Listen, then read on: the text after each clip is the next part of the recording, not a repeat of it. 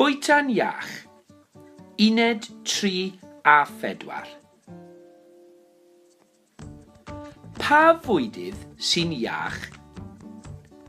Mae bwydydd fel bara cyflawn, llysiau corbus, grawnfwyd a ffrwythau yn iach.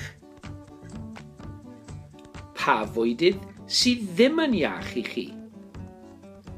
Mae bwyta gormod o fraster, siwgr a halen yn ddrwg i chi achos bod nhw'n achosi problemau iechyd.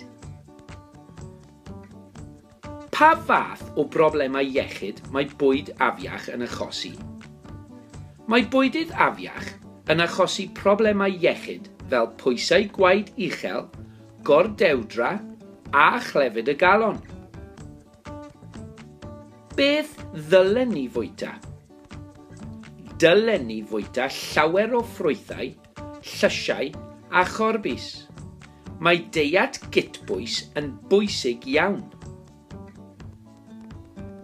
Wyt ti'n meddwl bod bwyta'n iach yn bwysig? A bod yn onest, ydw a nac ydw. Dwi'n bwyta'n iach fel arfer, ond dwi'n hoffi bwyta siocled a chig coch hefyd. Oes gormod o bwysau ar bobl ifanc i edrych yn dda heddiw? A dweud y gwir, mae llawer o bwysau o achos lluniau yn y cyfryngau. Ond mae'n well 'da fi bod yn dew ac yn hapus na thenau ac yn anhapus.